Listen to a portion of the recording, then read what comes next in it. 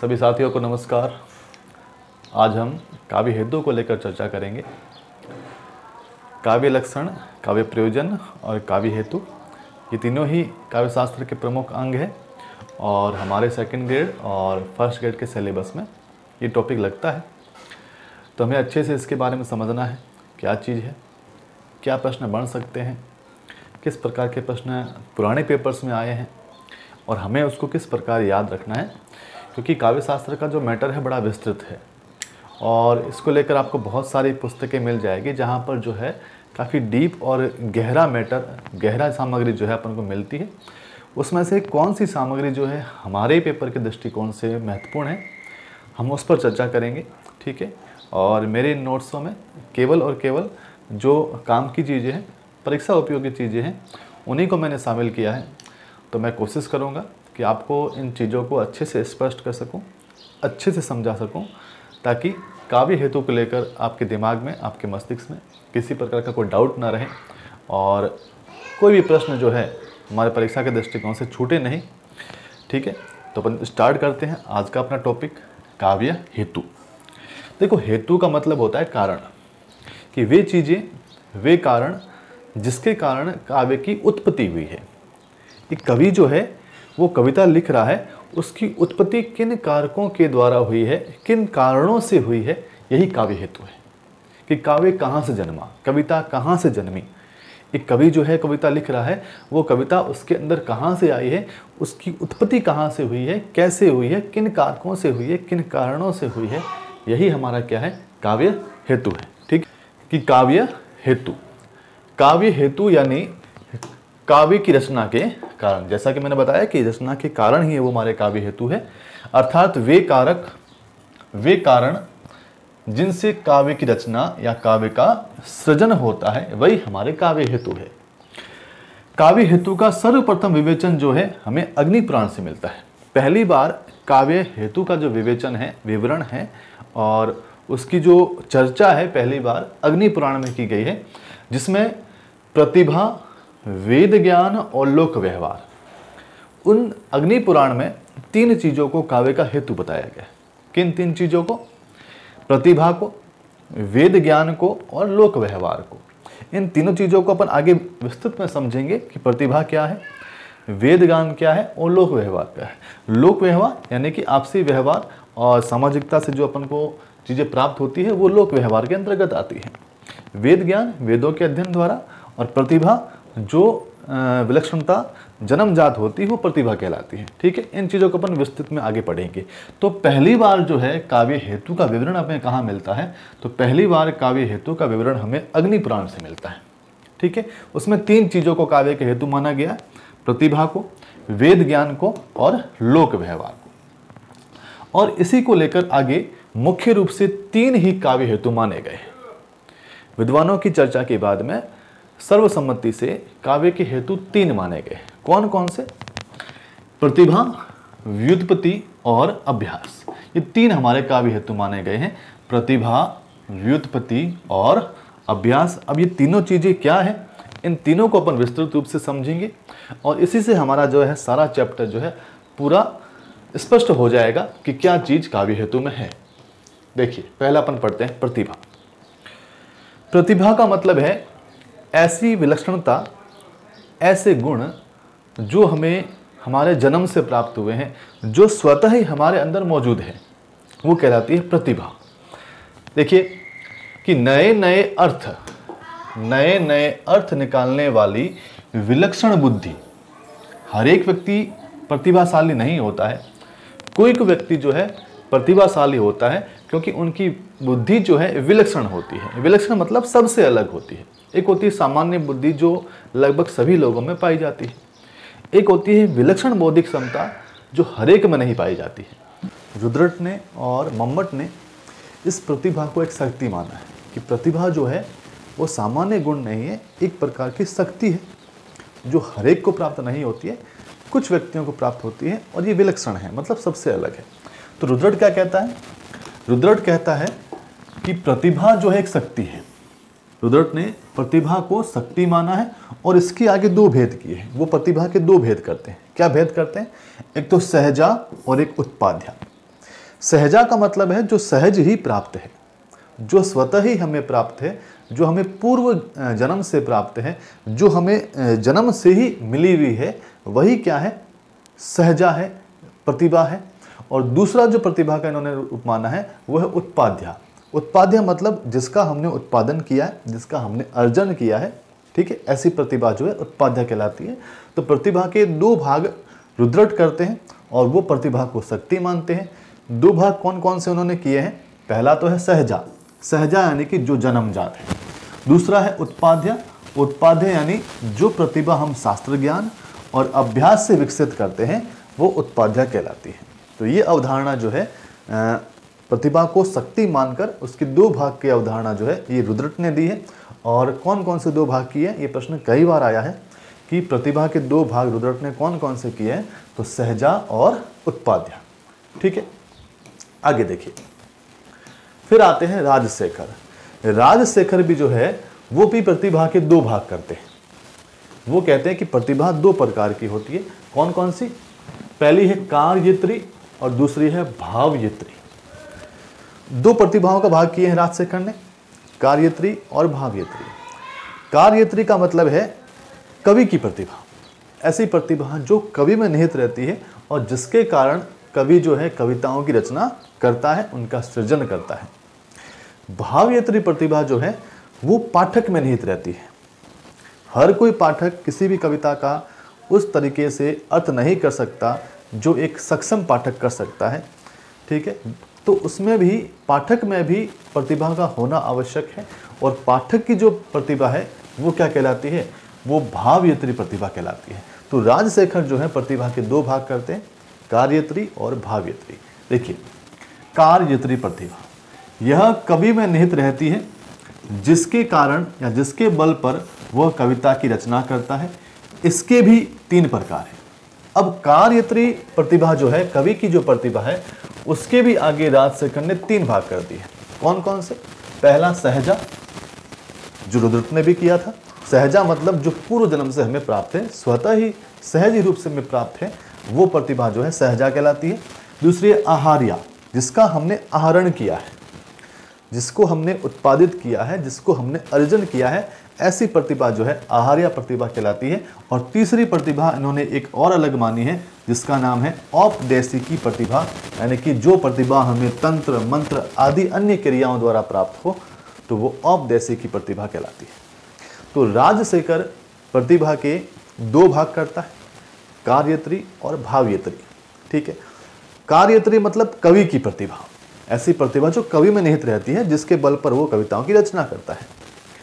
उस कार्यत्री प्रतिभा के आगे वो तीन भाग करता है। पहला सहजा, जो सहज ही प्राप्त है, पूर्व जन्म से प्राप्त है। दूसरा आहार्य, जिसका वो आहरण करता है।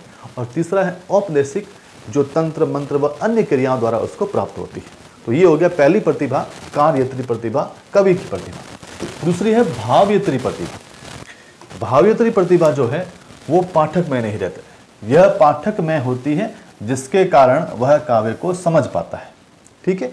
ऐसी प्रतिभा जिसके कारण पाठक जो है कविता के अर्थ को, कविता के भाव को समझ पाता है, वो भावयत्री प्रतिभा कहलाती है। तो इस तरीके से राजशेखर ने प्रतिभा के दो भाग किए हैं, कार्यत्री, भावयत्री। कार्यत्री यानी कवि की प्रतिभा, भावयत्री यानी पाठक की प्रतिभा। आगे वो कार्यत्री के भी तीन भाग करता है, सहजा, आहार्य और औपदेशिकी, ठीक है। आगे देखिए, आगे आते हैं महिम भट्ट। महिम भट्ट ने प्रतिभा को बहुत ही ज़्यादा तवज्जो दी है और उसने कहा है कि यह भगवान के तीसरे नेत्र के समान है। तीसरा नेत्र, जिसको आम भाषा में अपन कॉमन सेंस कहते हैं, यानी कि ऐसा गुण, ऐसी विलक्षण प्रतिभा जो हमें आने वाली संभावनाओं से पहले ही अवगत करा दे, वो तीसरा नेत्र या कॉमन सेंस कहलाता है। तो यही चीज़ महिम भट्ट ने कहा है कि प्रतिभा जो होती है वो भगवान के तीसरे नेत्र के बराबर है। भगवान के तीसरे नेत्र के बराबर है प्रतिभा। ये किसने कहा है? तो ये महिम भट्ट ने अपना जो है विचार प्रतिभा को लेकर रखा है। उसके बाद आते हैं मम्मट। मम्मट का ये कथन जो है कई बार प्रश्न में पूछा गया है कि प्रतिभा को शक्ति कहने वाले काव्य शास्त्री कौन है? तो प्रतिभा को शक्ति कहने वाले काव्य शास्त्री दो हैं, एक रुद्रट और एक मम्मट।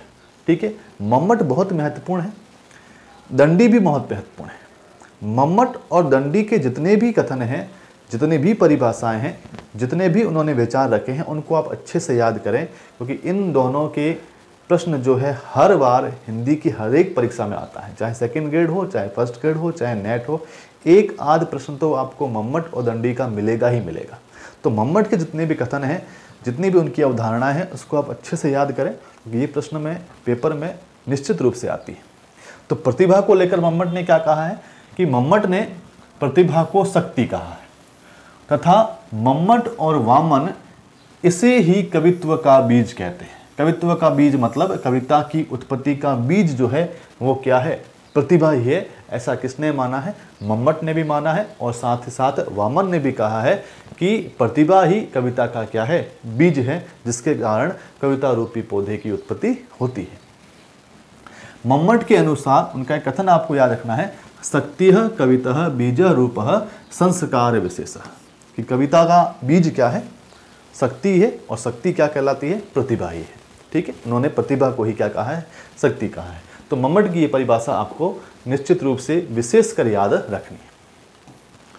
अब आती है हमारा दूसरा काव्य हेतु, जिसका नाम है व्युत्पत्ति। व्युत्पत्ति मतलब निपुणता जिसको कहा जाता है, जो अपन बाहरी चीज़ों से और अर्जित करते हैं, वो व्युत्पत्ति कहलाती है। देखिए यहाँ व्युत्पत्ति की परिभाषा मैंने आपके लिए लिखी है, जिससे आपकी सारी अवधारणा जो है व्युत्पत्ति को लेकर स्पष्ट हो जाएगी कि व्युत्पत्ति क्या है।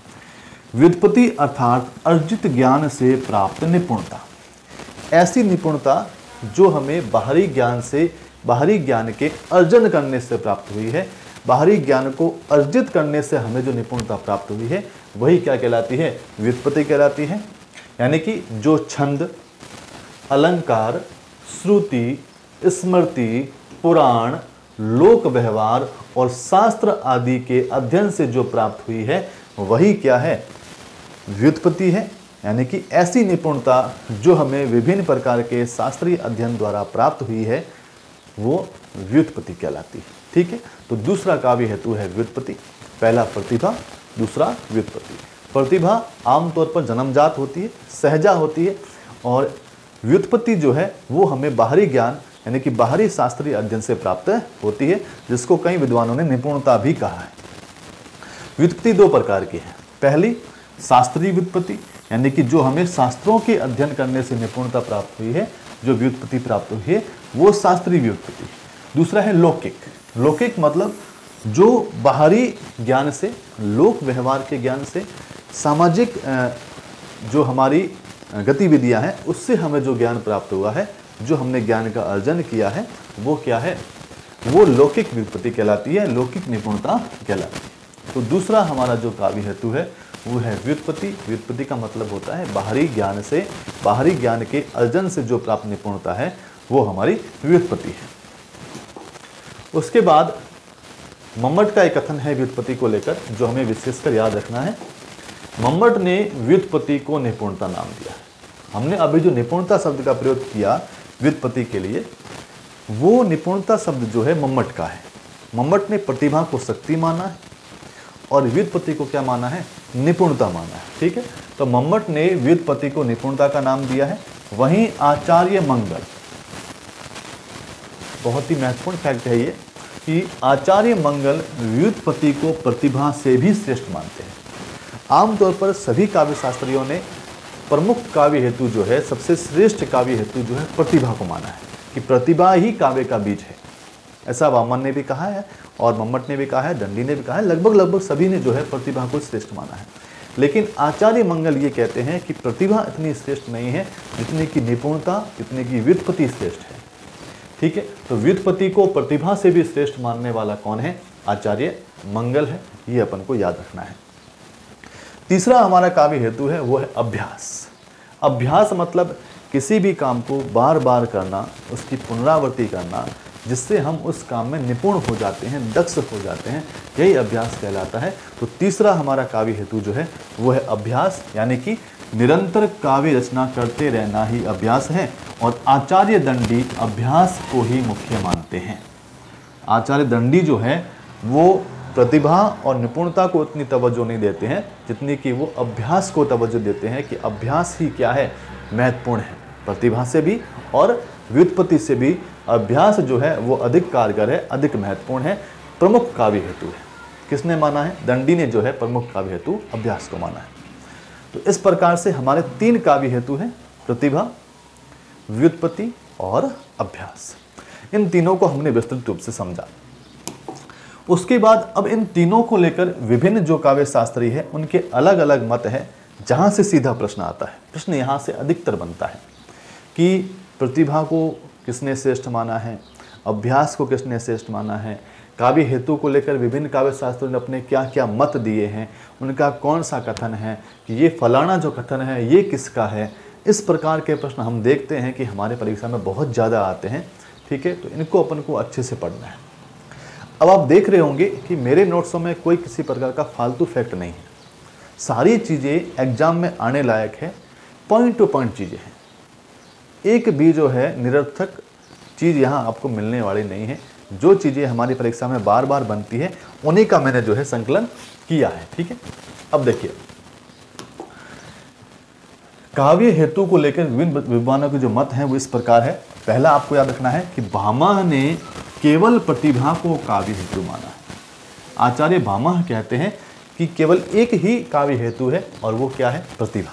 उसके अलावा कोई काव्य हेतु नहीं है। प्रतिभा जो है उसी से जो है कविता की उत्पत्ति होती है।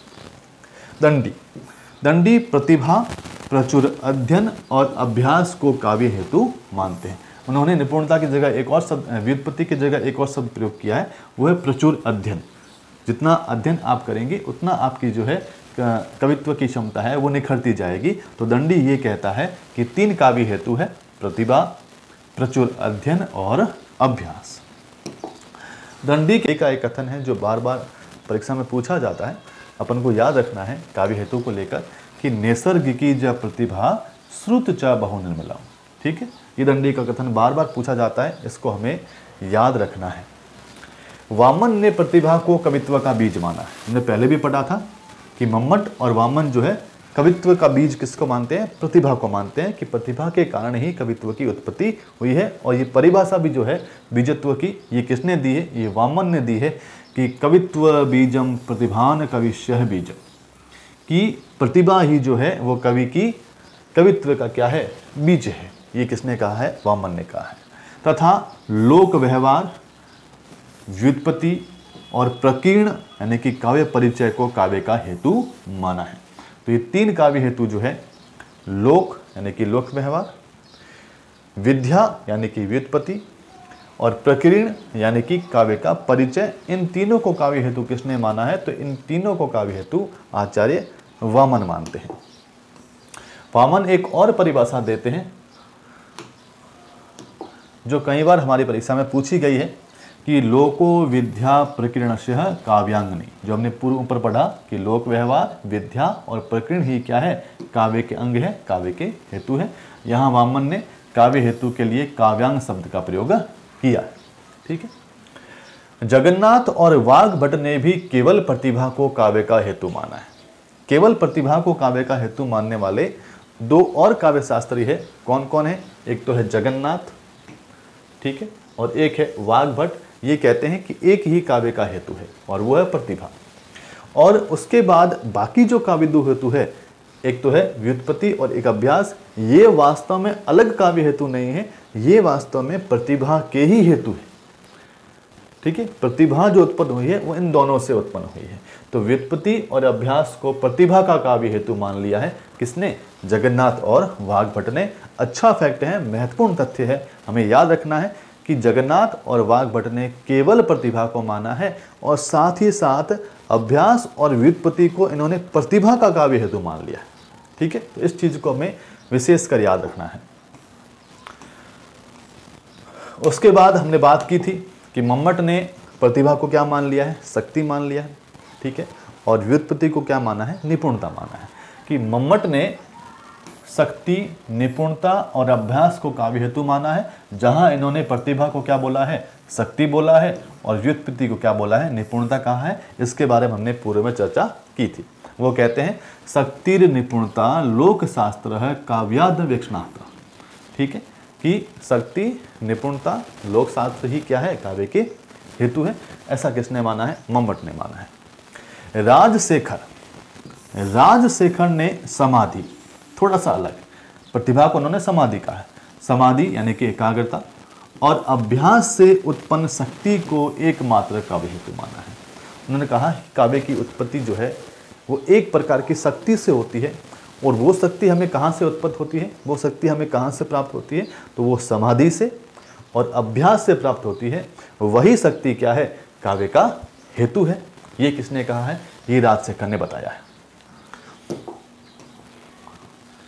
अब कुछ चीज़ें हमें यहाँ पर ध्यान रखनी है, दो चीज़ें, और जहाँ से लेकर एक दो बार प्रश्न पूछा गया है कि केवल प्रतिभा को मानने वाले कौन हैं, या तीनों को ही, अभ्यास, व्युत्पत्ति और प्रतिभा, तीनों को ही काव्य का हेतु मानने वाले कौन कौन काव्यशास्त्री है, ये हमें याद रखना है। तो प्रतिभा, व्युत्पत्ति और अभ्यास, इन तीनों को काव्य का हेतु मानने वाले कौन हैं, तीन जने, मम्मट, दंडी और कुंतक। ये तीनों कहते हैं कि प्रतिभा, व्युत्पत्ति और अभ्यास, ये तीनों जो है ये काव्य के हेतु है। लेकिन केवल प्रतिभा को मानने वाला, कि प्रतिभा ही काव्य का हेतु है, बाकी कोई काव्य हेतु नहीं है, तो केवल प्रतिभा को मानने वाले बहुत सारे हैं। इन सबके नाम अपन को याद रखने हैं कि कौन कौन से हैं। आचार्य भामा है, आनंदवर्धन है, वामन है, राजशेखर है, वाग्भट है, जगन्नाथ है, महिम भट्ट है और जयदेव है। इन सभी ने केवल प्रतिभा को माना है कि केवल प्रतिभा ही हमारा क्या है, काव्य हेतु है। बाकी अभ्यास और व्युत्पत्ति इन्होंने गौण माने हैं, तुच्छ माने हैं। प्रतिभा को ही इन्होंने तवज्जो दी है और उसे ही केवल कवित्व का बीज माना है। ठीक है, तो हमें याद रखना है कि तीनों को मानने वाले कौन है, तो तीनों को मानने वाले मम्मट, दंडी और कुंतक है, और केवल प्रतिभा को मानने वाले ये सारे जो है काव्यशास्त्री हैं।